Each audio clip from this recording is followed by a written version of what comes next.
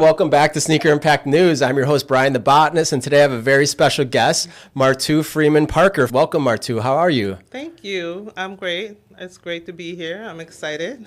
Awesome. All right, guys. Martu earned a BA in Fashion Merchandising and Consumer Services from Norfolk State University, and she has extensive experience in the apparel industry, having worked with brands like Polo Ralph Lauren, Victoria's Secret, and Calvin Klein. Currently based in Miami, she runs MEF Production LLC, offering services in design coaching, line development, and brand management.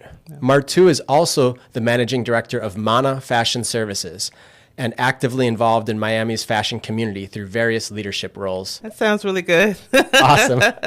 So we want to get to know you today. We want your voice to really come through and to learn all about you. So don't be shy. And let's start off with where you were born and raised and how that has influenced your identity in life. So I was born in Washington, D.C., a 70s baby, and I was raised in Philadelphia, which is one of the flyest places. I agree. I love the city of brotherly and sisterly love. Exactly. All about clothes, growing up all about the sneakers and the look, the fit. That was like the 70s and the 90s, and I was a part of that whole world. It really shaped how I felt about fashion really early. Tell us about your family. What is your family's background? Do you have any brothers and sisters? I do have a sister. I'm the oldest. Okay. And my mom is Liberian. My dad is from Sierra Leone, and both West African. Okay. So come from an African family, 100%. Just born here, but 100% African. Do you go back to visit? I was there when I was very little, 5 to 7. The goal is to take my son, who's 16, next year. Yeah, I just met him. His name is Eddie. Eddie, yeah. Awesome. And he's a track runner. Yeah, That's cool. And I heard you guys like to do 5Ks. Oh yes, that's our family thing. That's like our bonding thing. We work out together, and the goal is for him to beat his last run and for mom to catch up. That's awesome. Yeah, that's a great way to encourage fitness and also absolutely. Mental and physical health, and Absolutely. also bonding as a family. Do you have any other kids? No, just one. Okay, that's awesome. We're going to get into mom life later. Thank you. And what your dreams are for your son. But first, I want to learn more about what got you started in the fashion world. When did you decide that's what you wanted to do? I don't remember per se. I can't pinpoint it, but I know I always wanted to do it. So as a little girl, dressing the best you could. Not even dressing. It was all about looking at admiring people and their style. So I was more intrigued by style, like how people dressed and how it made them feel. Like I lived in a very diverse neighborhood, so very Spanish and very African American, and you could just the style difference there was like intriguing to me. And like my neighbors were from Puerto Rico, so like Saturday nights, like during the week she was very casual, but Saturday nights she was red dress, like heels, because they were going dancing. And like I thought that was cool. Like I just really just watched people, and I realized that clothes played a lot of how people felt. And like what they did, like you could identify people by their clothes. So that was interesting to me. And that's where I fell in love with clothes and style. Like I really was like that kid, like trying to figure people out by what they had on. Cool. Yeah. Did you have any other passions as a kid? Any sports or any other interests? Just really? No. I had a lifestyle, was buying clothes, and I just wanted to be in the fashion industry. So my goal in high school was to get into fashion school. Wow. Yeah. Okay, so you knew as a high schooler because you went to Norfolk State University. I wrote a book about it. Yeah. What's the name of the book again? I saw it in your bio. Get the hell out. But in my world, it was like everyone knew that this Martu was going to be a designer. That was like it. I used to sew. I started sewing at 8. Oh, wow. I made everyone teach me. My neighbor knew how to sew really well, so I latched myself onto her. I got my first sewing machine when I was probably about 10 or 11. Wow. And I love fabric, so all through high school, I worked at fabric stores. My whole world was based around fashion, and everyone knew that because I expressed it very clearly. I'm going to be a designer. And so no one challenged it. It was just like, oh, that's what she's going to be. And so my whole high school was preparing to go to school for fashion, and the school at the time was FIT, the Fashion Institute of Technology. And I'm from inner city Philadelphia, not the rich part, the poor part. I didn't have the training, sketching, and I just knew I wanted to be in fashion. And I didn't have the artistic background, just the knowledge of what I wanted to do. And I went to FIT, and I walked in there, and It was not too many people that looked like me, and everyone had sketchbooks. And I was like, so a little intimidating. yeah. So I was like, okay, I'll come back. So it was just like it was an introduction. So I was like, okay, I'll be ready for the sketch review to get into the school. And I came back. I had not a full-time, but I had a part-time job. So I took sketching classes. I took portfolio review classes at our local community center. I had an awesome lady that was like really was like blown away that I was so into trying to get this portfolio together to be a designer. She helped me a lot, and I got myself ready, got on the train, went to New York at 17 and a half. Oh, wow. Yeah, from Philadelphia, 2-hour ride with my best friend, and did my portfolio review, and I knew I wasn't getting in. I just wasn't prepared. I didn't have the knowledge. I didn't have the training, and these kids were like prepared. Like their parents had poured money into them. Sure. And it wasn't any shade to my mom, but they didn't know how to support private art schools and whatnot, and all the supplies they needed in the mentoring. So no one knew. I was just on this journey on my own. Like, I need classes, I'll pay for classes, I'll get classes. And self-taught. Yeah. Family. When I realized I didn't get into the school, I was like, okay, I just got to find a fashion program. Period. I'm going to find a passion program. I'm going to get in, and then I'll figure it out. So FIT was in New York City? I was in New York City, and then I filled out a few applications, and the second school that accepted me had a fashion program. Because at this time, my mom was like, you're going to college. Like, I don't care where. So I was like, okay, I have to throw in some fashion schools, or at least schools with fashion programs. Norfolk State had a program, a very small program. Is that in Virginia? Virginia, Norfolk, Virginia. Yeah, I think I've been there. Yeah, and that's how the career started. So you were born in Philadelphia, and then you spent born in D.C. Born in D.C. Okay, but you spent a lot of time in New York City. Yeah. Was it after college? After college, I graduated 96, 97. I was in London. I took some classes at the American College in London, like color theory, fashion history, illustration. I was there for 6 months. It's a really intense program, and got back on the plane, came back to Philadelphia. A month later, I was in New York. Okay. Yeah. And New York can be intimidating. Did you find a job there right away, or were you just going there with a dream? I went there with about maybe $400 in dollars. Savings. I had a good friend who had an apartment. She graduated from college a year before I did, and was set up really well, had a great job. And she was like, just come. I got a couch and I got a floor, like whatever. And I was like, she gave me like a corner, and I was okay for like a year. Like, I just temped and worked and did whatever I had to do until that job happened. It was like within 6 months of me being there, I got like the job. It was a temp job, but it was like the coolest situation I could ever have. Really? And Tell us about that. Vogue. I got hired at Vogue. At Vogue? As a temp, as a fashion assistant for the stylists. When they go on their photo shoot, they need someone to go get the garments, bring them back, fold them up, make sure they're everything's okay, and then take it back to the showroom. Okay. So my job would be pick up the garments from the showroom, make sure they're returned back to the showroom. So, and that was my job. And I loved it. And I thought it was like, oh my God, I made it to heaven. Just being in that world. Atmosphere around. Yeah, like it was amazing. And I was City. Was this in Manhattan? Yeah, Manhattan. It was amazing. And I just, after a while, was like, oh, I'm okay. But I know I need more. I'm not that girl. It was overwhelming. It was an amazing experience. So I was just like, but I had a couple of opportunities at Condé Nast, which owns Vogue. I was able to be a receptionist at Marie Claire, which is another really cool magazine that I loved. And I was there, and I would see the photographers and the models and all the editors.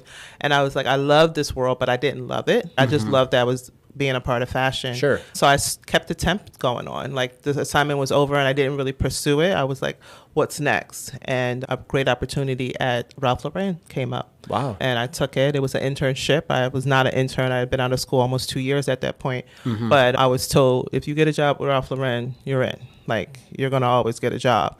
So I took it. And it was a year of me being a color assistant. I worked in the color department. We made the color boards, mood boards for all of the different divisions. And I would sit there and cut these little chips all day and put them on the boards and take it to the different departments. And it just gave me a view of what the fashion industry was, because Ralph Lauren had floors. The merchandisers on one floor, the color departments on one floor, the designers, the stylists, the product development, the product managers, like all these different people that were making this brand work. Like I'd never seen that before. And it's done so well. Like he's so meticulous and he's very intentional about everything he did. And you learn a lot. And it was true. Like I that standard of work ethics and how things should be done, definitely Ralph Lauren sets the tone for a lot of brands. A lot of the people that leave Ralph Lauren do big and amazing things because he is a machine. Yeah. He is a well-oiled machine. And that was my like true introduction to the fashion industry, and then just kept moving. So did you stay in New York City for a while? Yeah, I was there from 2008 to 9. God, I just It's okay. overdated myself. 1997 to 2008. Okay. So a good 10 plus year stretch in New York City. Yeah. And is there any highlights in New York City that you want to speak on before we move to Miami? No, it was just a great experience. Like I just enjoyed fashion. I learned everything I possibly could. I was never that person that went into a job like planning to live there or be there for the rest of my life. I just wanted to go in and get everything I needed. All the experience. I just wanted to know. And at one point I was just going in to compare, like, oh, there's an opportunity. So if it makes sense, well, maybe I'll go see what that looks like. See what your options are once you learn the industry. Yeah, so I moved around a lot, and I didn't know it was an option until I was moving around. I'm like, wow, it's easy to move around. And then I was told not so much.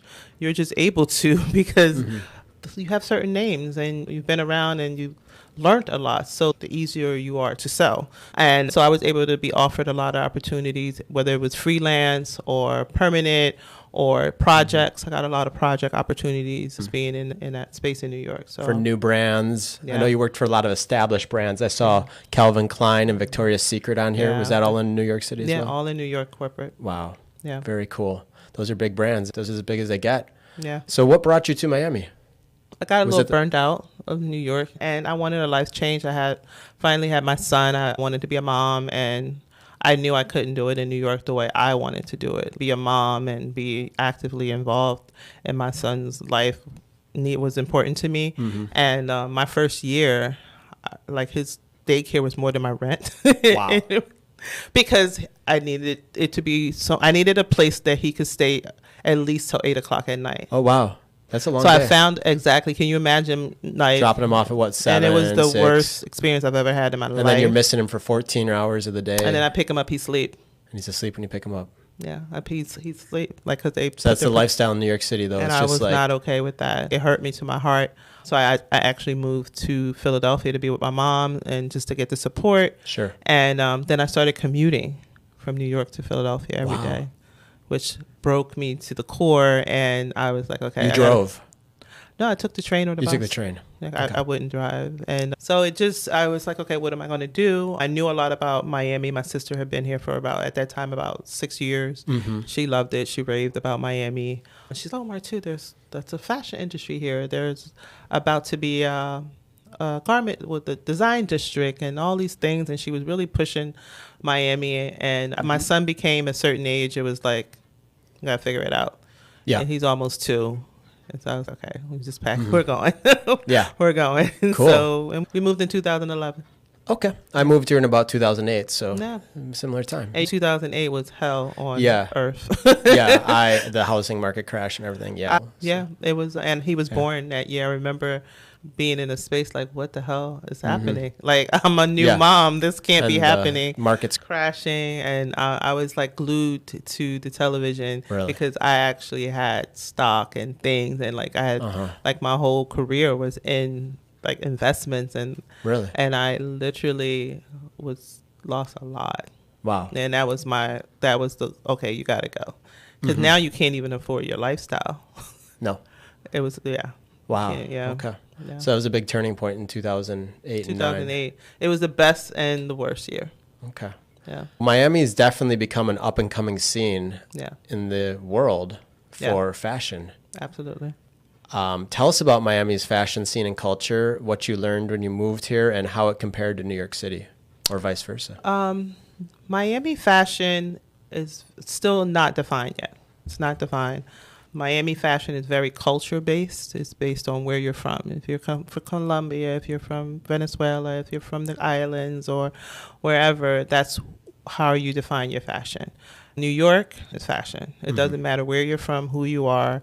A shirt is a shirt, right? Miami's a little different. It's a Colombian shirt. It's a Brazilian shirt.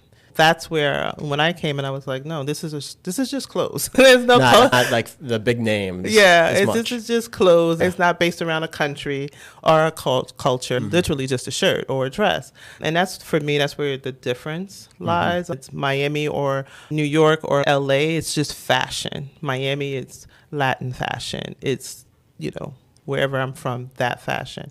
And New York is very established. It's the fashion industry there. It's been there for over 100 years. So you know how it works. You know how to go in, and if you don't do certain things, you're in certain places, you're not welcome. And there's ways to operate and move in the fashion industry in New York. But here, there's no industry. So there's no organization, there's no structure, there's no hierarchy. It's just, as it is, it's just all these different it's forming its identity still. Yeah. It's getting started. Exactly. Which is turnover. A great thing. Yeah. And it's a great thing. And I found so much opportunity in that. Like I saw it was discouraging because I'm like, how do you operate? How do you move in this space?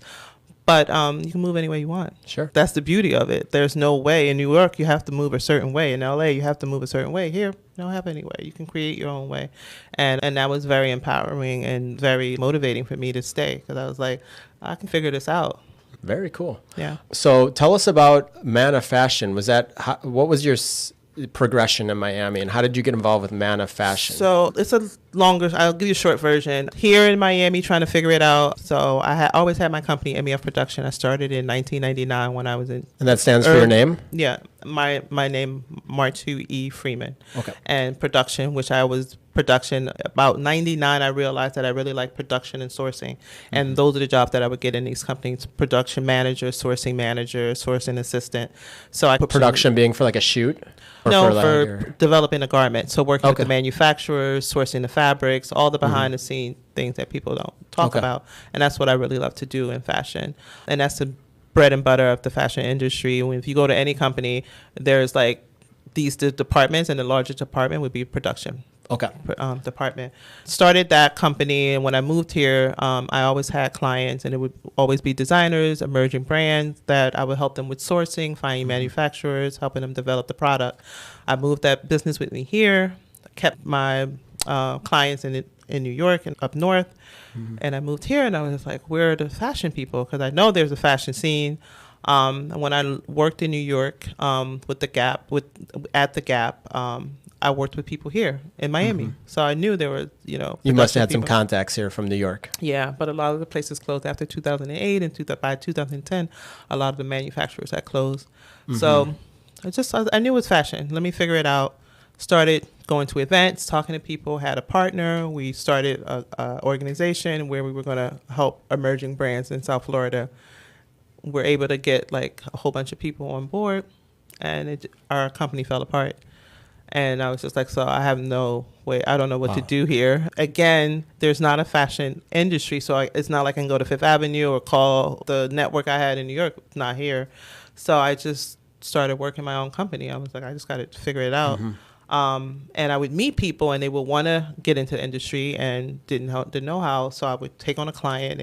I worked with someone for a year, and it would just fall apart. Then all of a sudden their business wouldn't make it, or they would fall apart. It would just be so wishy-washy. It's not.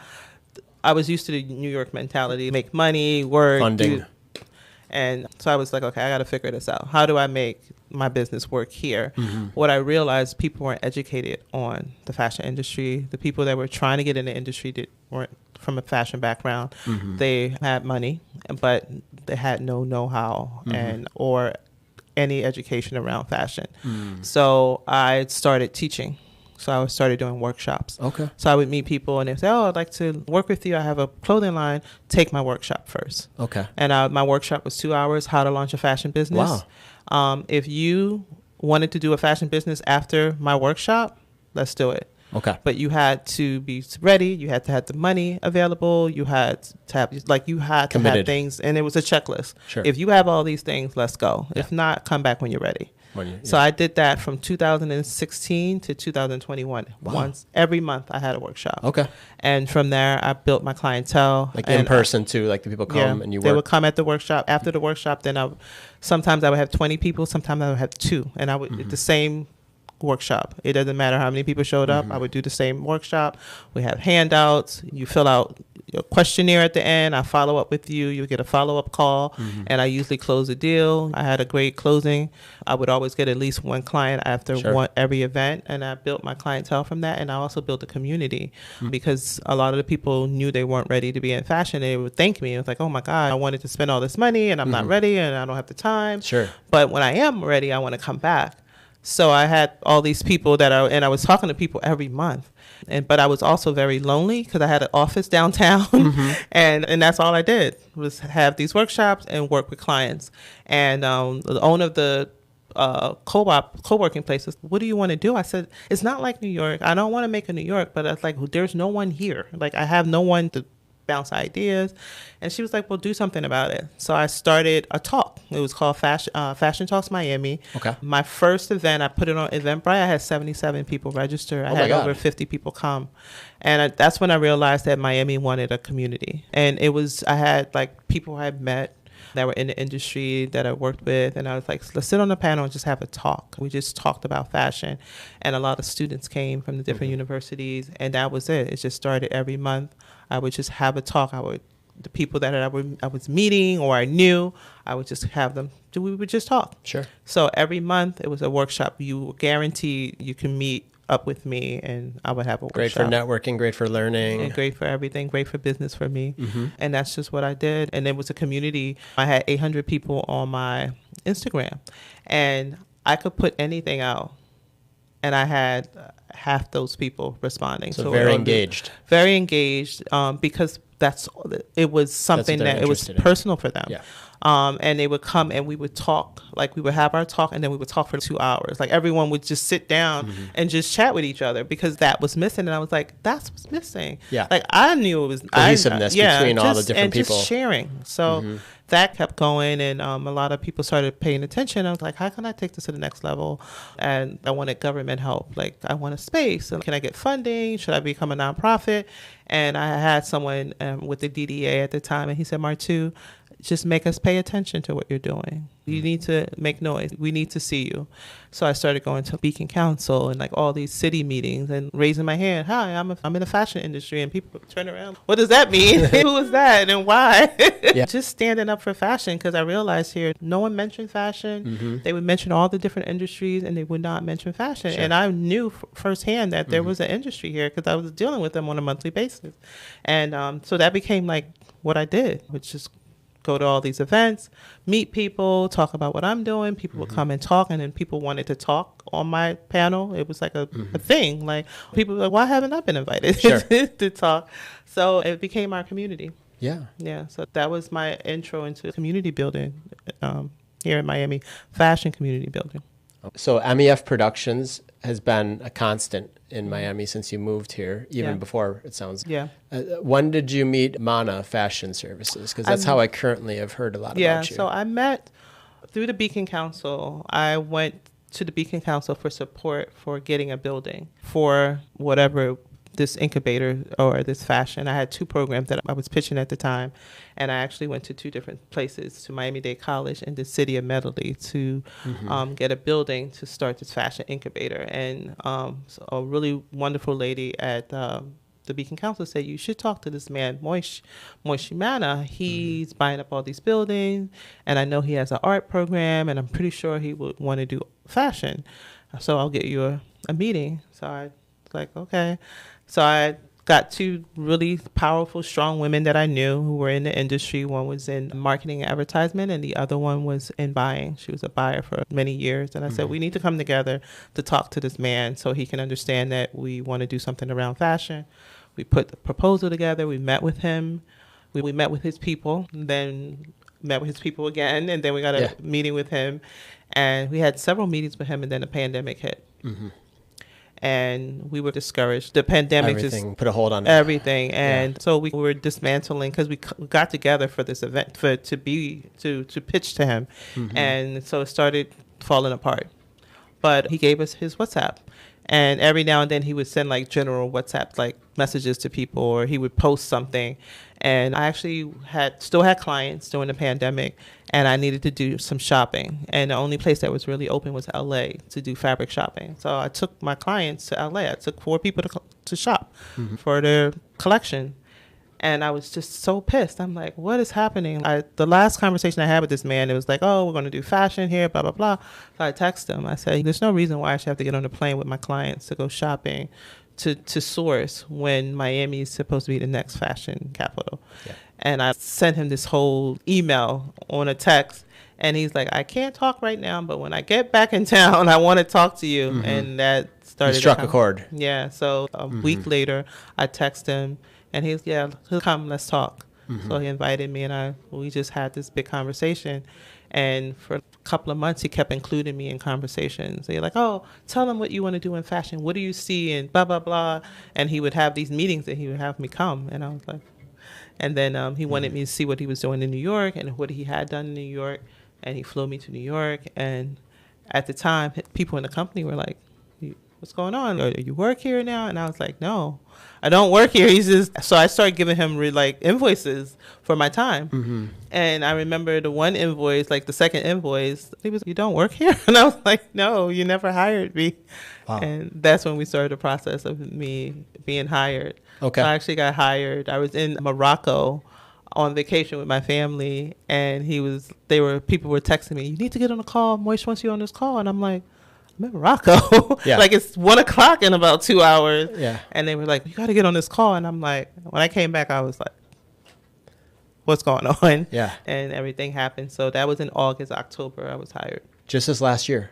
2021. Okay. 2022, we launched Man of Fashion.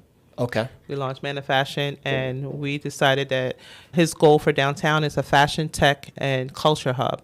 So the culture is restaurants and galleries. Tech will be tech startup, tech businesses. Fashion would be fashion professionals. So it'll be showroom spaces, design spaces, co-working spaces, event spaces, and everything else, and retail. Yeah. And this department will be in charge of curating what that looks like downtown. Okay.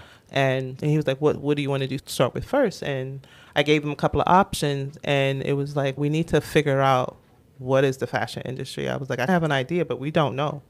So we started off with just full-on activations and events, at least 3 every month.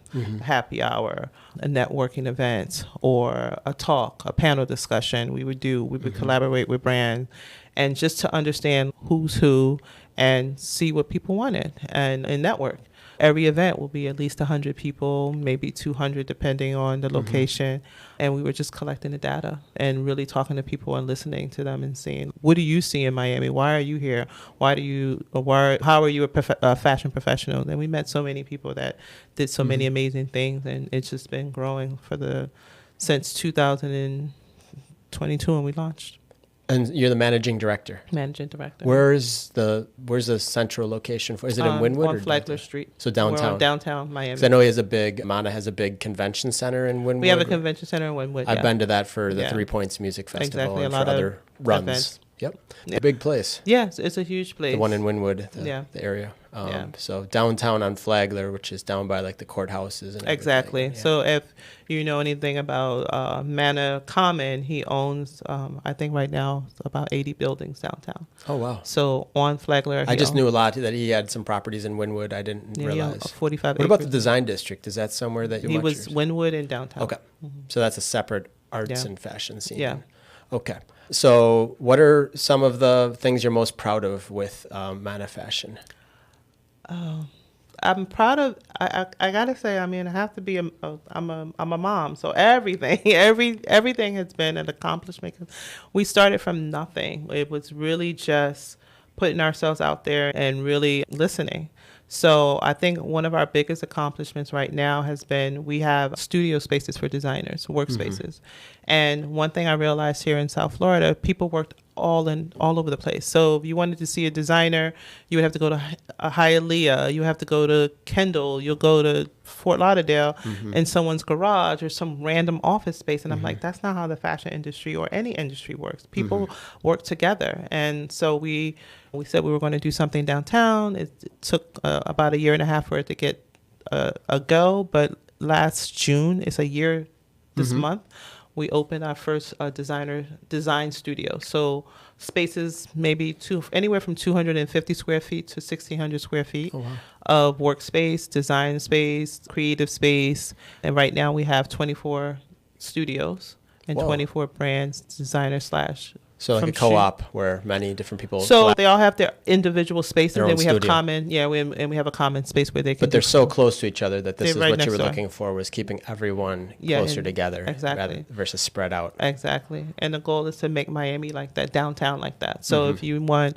content studios, if you want marketing people that are in the fashion industry, if you want merchandisers, if you want color specialists, and if you want designers, all should be in one area. And that's the goal for downtown. Cool. Yeah. Simplify everything, keep it in Miami versus having to travel far and wide. All over the place. And that's what I did when I first moved here. I would go to Kendall to get fabric. I would go to Hialeah for someone to sew. I would go to North Miami for people to do the labels or to pick up other you have to drive. Your day would be 40 miles. And it's just one day, and it's just working on one product. It's really smart to centralize it into one location. No, absolutely. Build an identity for Miami. Exactly. And for me, coming from another city, it was crazy. So I know when people come from other cities, they ask, where do you buy fabric? Where are the seamsters? And the goal is to say it's downtown. Awesome. So simple. Yeah. It's downtown. And then it gives Miami a true identity Absolutely. too, as well as being a tourist destination. It's Absolutely. it's becoming a fashion destination due to events like Art Basel. And yeah, absolutely. Tell us about some of the events you've been involved with in Miami. One of my proudest moments when we had the editor from Brazil, Vogue. She came and did a talk around fashion, and I love Brazil. I love the culture, and she wouldn't give me any feedback. She wouldn't tell me what she was going to talk about. She was like, "I'm doing an amazing presentation for you," and she did like a history lesson in Brazil about Brazil, and then she tied it into fashion. Okay, which was amazing. We've done tons of events. Like recently, we participated in Swim Week at the convention center. It's a big week in Miami in June, right? The first week of June. So we hosted a panel discussion on AI and fashion and retail, which was amazing.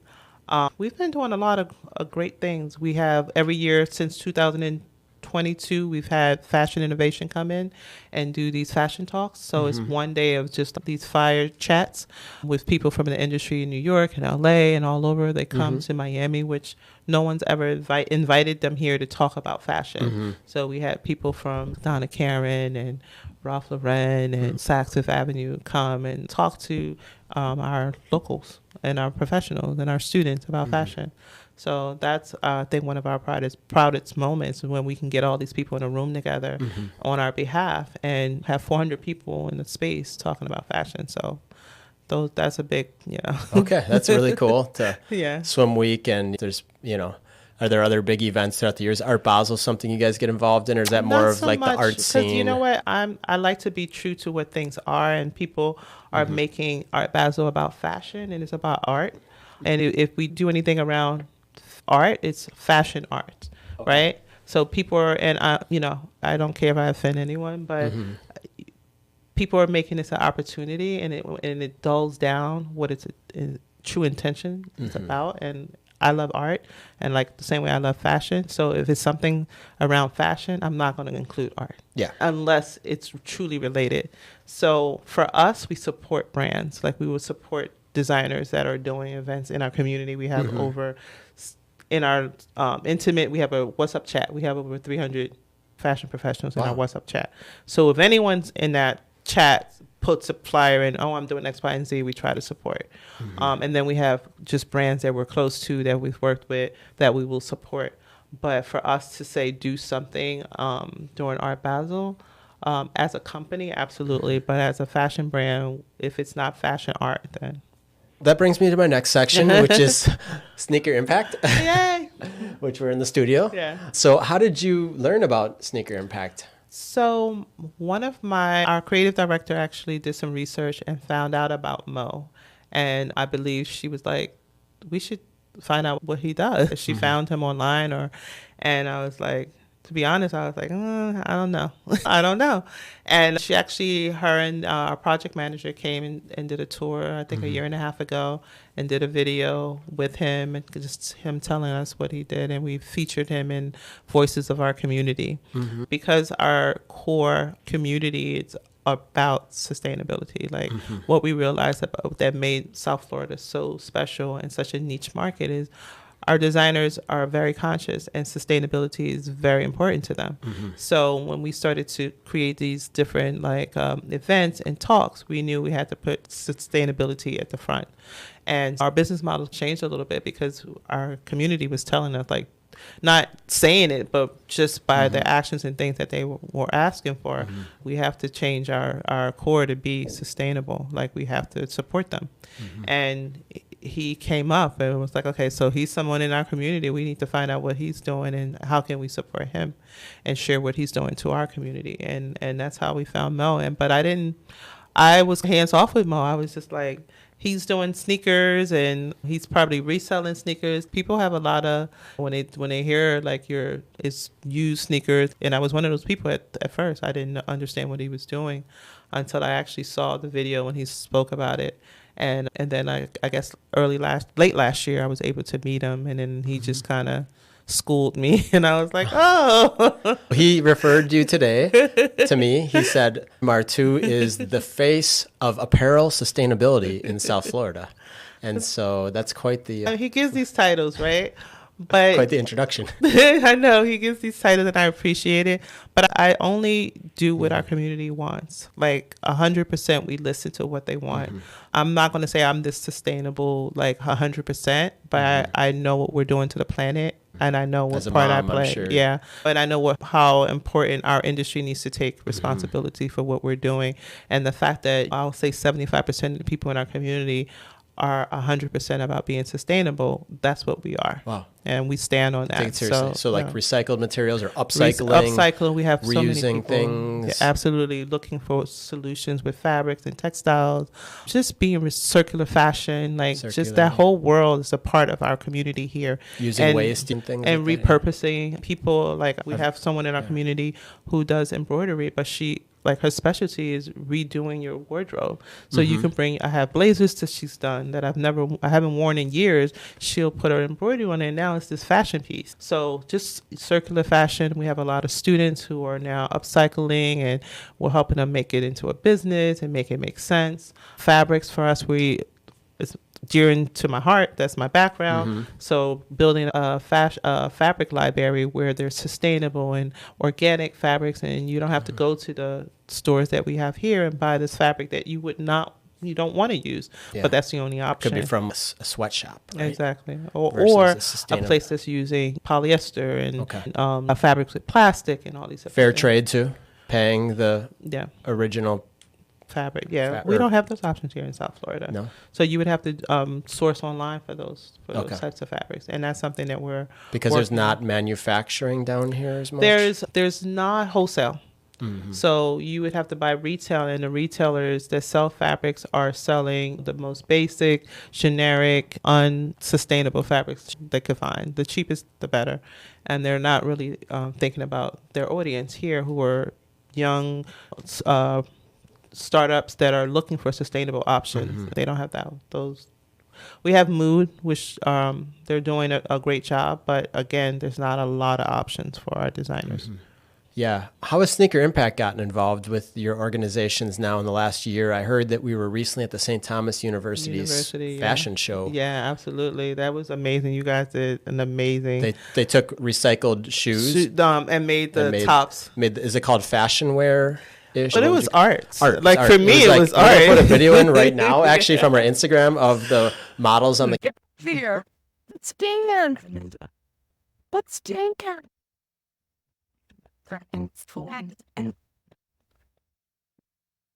catwalk. it was arts. It was amazing. It was so beautiful. It was so well done. It just shows you how, for me, that's art and fashion merging, and it makes sense. But what Mo does with, can I show this material? Is now, it could be a piece of apparel, and it was just so beautifully, like I said, beautifully. St. Thomas University did the fashion show, but Miami Fashion Institute did a project around towels from hotels. So the old towels, and they repurposed the towels and made garments. So like swimwear, bodysuits, jogging suits out of towels. Wow. So that was like, and that's what the schools are doing. Like they're teaching sustainable, how to be sustainable, how to repurpose, how to think outside of the box. You don't have to use the traditional fabrics anymore. Sure. You can, virgin materials. Exactly. There's fast fashion, and then there's sustainable fashion, right? So if we want everything cheap and on that's right. sale, it's not going to be sustainable. Yeah. It's not going to be from the best quality of fabric. We have to take responsibility for the things we want. You go Our to dollar Europe. votes. Exactly. In Europe, people understand that if you spend a little bit more, you're getting a better quality and you appreciate it. But if we want everything 75% slashed off, how are these businesses going to make money? If that's true. how they're, so they. If you're looking to get a pair of jeans for under $5, and it's not going to be a very quality pair of jeans. No, and we want more of that, and that's what we ask for. So I'm coming from a world where people want to just blame the factories, but we have to blame ourselves. How do we shop, and how are we teaching our kids how to shop? If you have a 16-year-old and you take her to Forever 21 and all the t-shirts are $4, but you have to buy her a t-shirt every 2 weeks because they get ripped, or it's like, what are you teaching her? What are habits are you giving her? So we have to take responsibility too. We can't just blame these companies. They're just giving us what we asked for. And take care of what we do have. I grew up in an era where you got cool stuff and you wore it, and you could wash it and wear it and wash it and wear it, and it was okay because it was cool. Oh, wow. Now it's you wash Higher it, wear quality, it. you're saying. It lasts longer. Wash it and wear it, and then you got to toss it and get another one because rips or holes, or it's too small because you dried it. It's like, we need you in the running industry because these runner shirts that we get at the 5Ks tend to be horrible. polyester, and they're like wearing plastic. I know. And why are they so horrible? Runners don't really like them either, to be honest. The marathons are doing a somewhat better job because it's 26 miles, like the Chicago or New York City Marathon. They're working with Nike or Adidas or New Balance. I ran the Chicago Marathon last year. For the free shirt you get, we're all from recycled material. And then they were selling in the Nike store apparel that was finally recycled material. Either 100% and then sometimes 50%. Nice. But the actual race shirt we got finally, and that's a big city marathon. But when it comes to the turkey trots, I really wish that they would. There's an option to not get a shirt. And that's a more sustainable option. But all the serious runners never have the shirts on. No, and a lot of them donate them, and a lot of them get thrown away, unfortunately, and a lot of them sit in closets forever because they don't feel good to wear. Even when I wear them because I'm new and I'm just so excited to have this shirt, but they're just, it's like horrible. It's the worst material. What do you think about polyester and working out? Is that a bad idea? It's really bad. Yeah. It's really bad. I'm transitioning to a lot of cotton, and I didn't, because I'm in fashion, you want to look good or whatever, and then you start realizing what this stuff does to your body and the chemicals can do especially when you sweat. I don't know anything about what it does to my body, and I'm a scientist. I just haven't looked horrible. Into it. It's like the worst chemicals. They can go into your body, your bloodstream. Wow. Like, it's not good for you when you sweat. It's just, so even after you've washed them, they still can. It's not issues. Real. It's not a fiber. It's something made in a lab. When you're plastics sweating, are involved too. Probably. Exactly. Slow transition, especially when you want to get dressy. But I'm trying to go more towards cotton. How about the heat in South Florida? How do we deal with out? Is there a way to make cotton more breathable?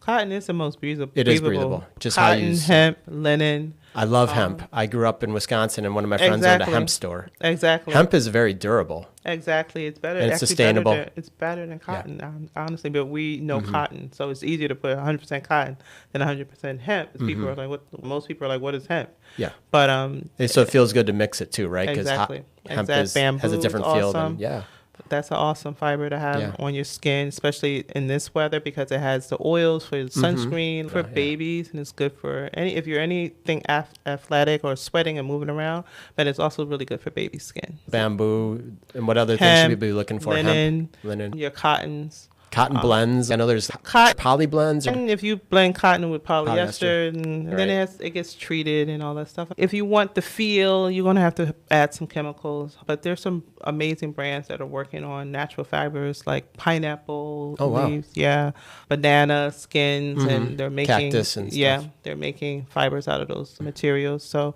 within the next 5 to 6 years, you'll see different options. It's just getting the public used to those options. Like people are still not used to hemp.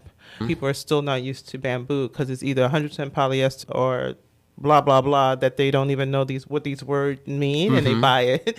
But if you put something like hemp or bamboo. I think putting a percentage of hemp in too, because like when I've had all hemp clothing, like sometimes it feels so different than cotton and it even looks very different than cotton, that it's a big change. Yeah, but if you mix it it like linen or you mix it with cotton. Or do a bamboo hemp pineapple blend. Exactly. That we're starting. Pineapple is actually being used for leather now, like really? a form of leather. Okay. This has been a really interesting discussion today. I'm getting a whole education on fashion. I have more questions. Okay. How do you live sustainably? One step at a time. People are in this like race to be right and be like this live in this perfect sustainable world, and it's unrealistic. It's not if it's so forced, it's not real because you're gonna burn out soon. I say one step at a time, like be comfortable and then make yourself uncomfortable. If you're comfortable with all cotton clothes, now make yourself uncomfortable and do something different. Like what else can you add to this? Like I think it's something you should progressively move towards, but it shouldn't be like you just shock your system because I don't think that's realistic. And not make it right or wrong. Just make it your life's change. Because I know a lot of people do it and they want, oh, you're so great because you're Get like the clout. Yeah, but do it in private. Like it should be something. It should be like a life change that you're making, and I think that makes sense. But just do it one step at a time. Whatever makes you comfortable, and when you're ready to be uncomfortable, take the next step and do something else. But I'm not into that whole, oh, I'm better than you and we have to realize that sustainability is not a common word used. It's privileged. It's very privileged. People on the hierarchy of needs. When people need food and clothing and shelter. This woman that makes that can barely feed her kids, she's not worried about the sustainable option. Taking a reusable bag to the grocery store. Exactly. Okay. So composting. When you can talk about this comfortably and you can spend, money you have to live this way, just know that is a privilege. And everyone does not have that privilege. So when people are sustainable and not because you're privileged. But even some poor people do live sustainably when they don't have the privilege, like a farmer. Exactly. They get that's their a eggs, lifestyle. That's a lifestyle. So it's natural. But now if you live in a certain way and you're making a choice because you can. But if you don't have any choice and that's just the way you have to survive, like in the inner city, they don't have the choices for food. There's food deserts in the inner cities. Exactly. I grew up in a food desert. Yeah. I had to travel. We had to go on 3 buses to get to the supermarket. Wow. But that was normal. Because otherwise it's just like a convenience store. Yeah, a bodega. That was normal. They didn't put until I went to Virginia nice and I'm like, there's supermarkets on every corner. Like, that's weird. Like, how did you guys get supermarket? We had to travel to take 3 buses. But again, for me, that was my life. That was what it was normal. So you can't fault me for not knowing that you can get fresh food at a supermarket a block away when I had to travel almost 12, 15 miles. And on a bus, that's almost 2.5 hours. So just for people that are claiming to be sustainable, just know that's a privilege. It's a privilege, to honor it, that you can do, that you can serve. Be grateful and help others. Exactly. How do people recycle their clothes in Miami? A lot of them give the clothes to Goodwill. I go to the shelters. We donate our clothes to the shelters. I have a son and a husband, and in the shelters, if anyone's listening, there's always a need for men's clothes, and I know that. So I make sure my son, he started recycling. He started donating his toys, which was, I think he started at 6, and it was like, you don't need it. That's really powerful. Oh my God. I don't think I knew at 6 anything about recycling. He cried like a baby. He didn't want to give it up? He didn't want to give it up. I said, but you don't play with it. Can you imagine? Yeah. Being a kid with no toys, and so do you want to have a kid out there with no toys, and you have these toys that you don't play with? And he's like, okay, they can have this, but I'm keeping this. Okay. Or he might have known someone who didn't have any toys personally, like your friend doesn't even have a mom or dad right now. I remember he was in the 8th grade, and his friend lived with his family. His mother was going through chemo, and she actually passed, and they were just good friends. And whenever he needed a ride to school because they would take the school bus, the bus didn't come or whatever, I would just take both of them. And one day his sneakers piled up, and he just grabbed them, got in the car. It was raining. I said, I'm going to have to pick him up too, so I'll just drive. He can get to the bus stop. The rain stopped. He grabbed the shoes, and he just handed it to his friend. Oh, so wow. he just took them. He put a pair on and put the other one in his book bag. So when he got home the next day, I said, why did you do that in front of everyone? You could have embarrassed him. And he said, Mom. He was like, what do you, like, that's me, born in the 70s, raised in the 80s and 90s, where it's hush. Yeah, and he didn't want to make a.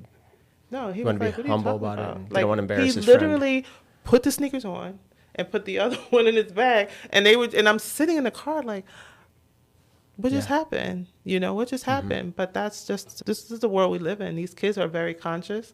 He knows we don't throw away clothes. He knows that. We raised him well because I met him for a little bit. I took him on a tour of the facility. I showed him the families working on refurbishing the shoes. I showed him the workers doing the sorting. He did a whole tour. I showed him the grinding area. And he's just so polite.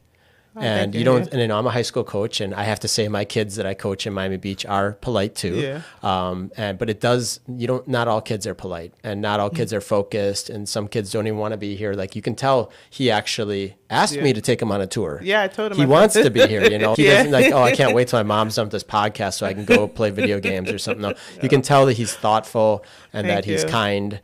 And that he cares. So no, he does care. Yeah. He does care. He's a thrifter. What's he into? What's his passion? He draws. He had a sneaker business, but it was too much for Mom because I was the one that was doing the packaging, going to the post. And then he was doing sneaker logos for people. Customizing. So during the pandemic, he made a lot of money. I was like, what are you doing? That's great. So we did a photo shoot. He had a whole... As a teenager. Like, he's only 16. Like 14, 15. Yeah. He was like 13, 14. That's incredible. Yeah. So this coming here was like his dream. He wanted to be here. Yeah. I think his eyes were wide open when he saw the mountains of shoes we have out there and apparel. That's really cool. That's the one thing he will work for, sneakers.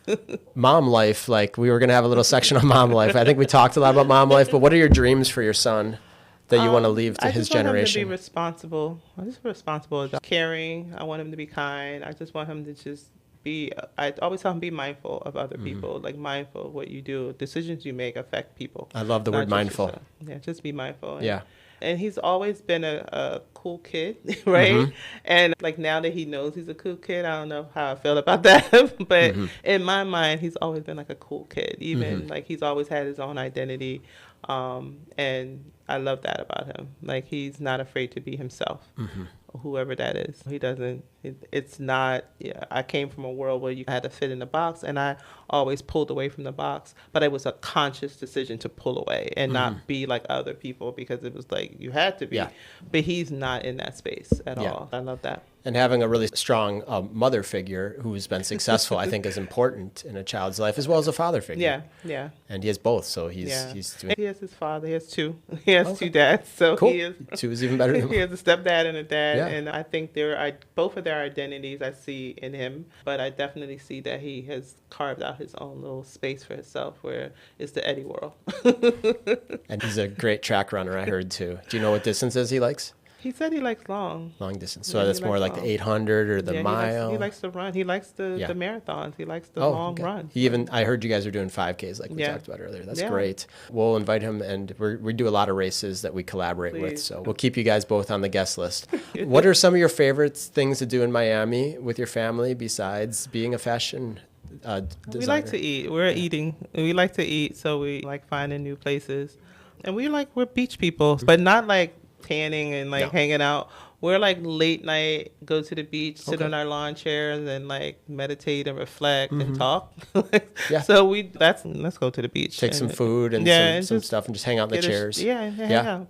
Yeah. So that for us, that was fun. Like, we're okay with that. Yeah. And we vacation. Like, we try to do some like extreme vacationing. Like, we did Colombia, we did Morocco. LA was a venture when during the pandemic, we did that. We were like, let's go to LA. So we just try to do some. That's really great that he's getting a global perspective, being from your family, being from Liberia and Sierra Leone. And then taking him to Morocco. And like you said, wow. I don't think I traveled internationally until I was in my 20s.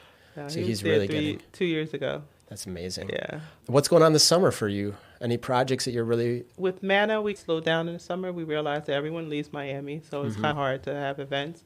So personally, I have some projects, some clients that I'm going to work with. I'm hoping to go to the Olympics. Oh, wow. So hopefully I'll know in the next couple of days, and I'm going to take the kid. That's incredible.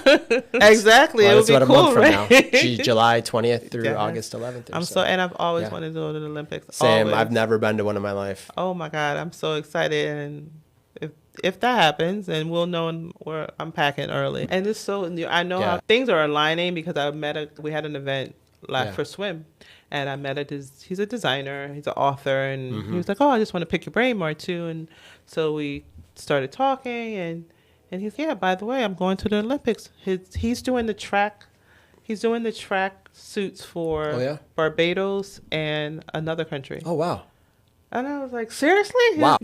I'll be there. I'm going to be there for the opening, but they're wearing my tracksuit. So he's like showing me the suits. I'm like, you serious? This just happened. He started a brand last year. So it wasn't collaborating with a big known brand. His own brand. Brand that he got to outfit the Barbados national team for track and field.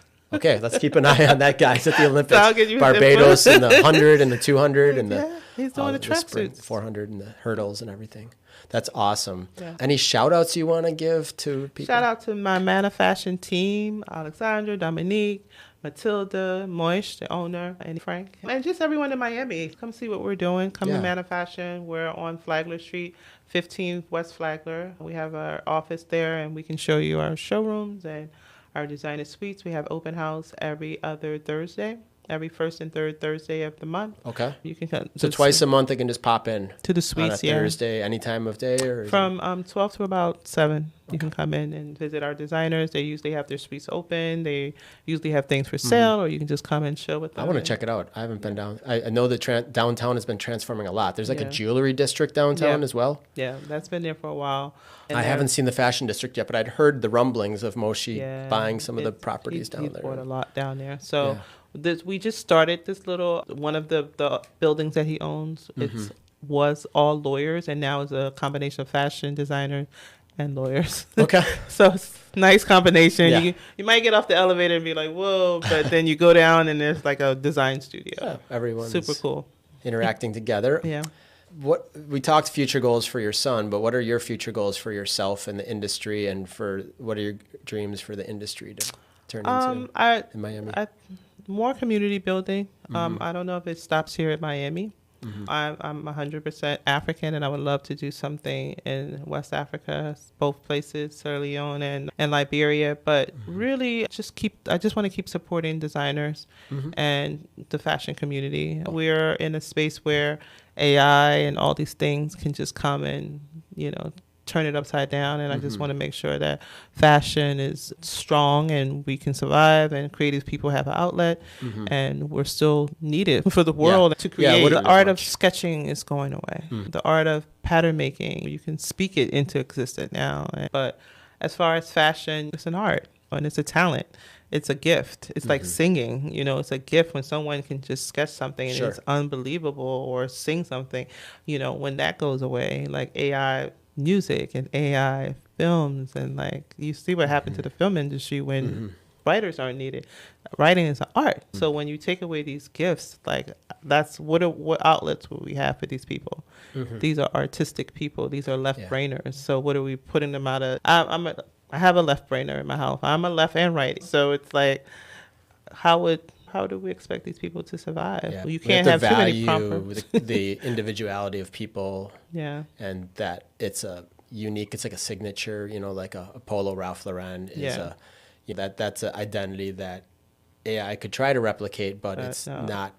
He did it without needing AI. No, it was all him. Like he imagined that. Like he said, he went to these movies, and he loved Audrey Hepburn, and he loved all the black and white movies. And so he imagined that world, and he didn't come from that world. He's Jewish.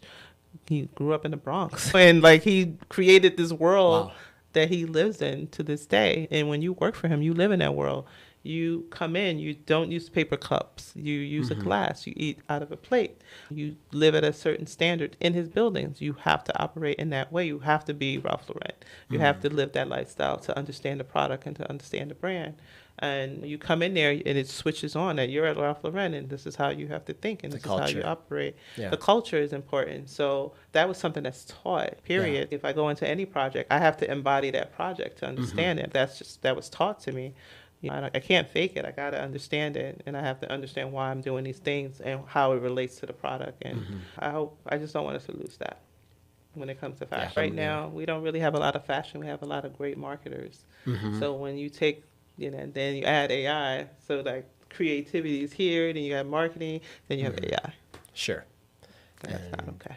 Influencers nowadays, and social media, and it's just getting a little out of control. People, like right now, clothes aren't selling clothes. It's the right person to wear the clothes. So and it doesn't matter if the clothes are good or bad. Like if it's helping the planet or if it's even made well or is who's wearing it. So look deeper than just I hope so. the superficial TikTok version of fashion. Exactly. Okay. This has been really incredible today because honestly, I mainly talk to runners. So today I got to learn fashion. So I wanted to ask you for a closing thought. What inspiring message would you like to leave our audience with today? Don't be afraid to be yourself. That was something that I learned really early in life. And I'm happy that I was afraid as an adult to be myself. But as a child, as a young adult, I was not afraid and I did so much. So if people would just, especially our young adults, if they would just not worry about what other people are doing and what's hot and what's not, what's trending, and just be themselves. Go for it. Just go for it. Follow your dreams. Yeah. Just follow your dreams. Whatever you want. Like I said, no one ever told me I couldn't be in fashion. Yeah. So there was never a no. The no was when I was an adult.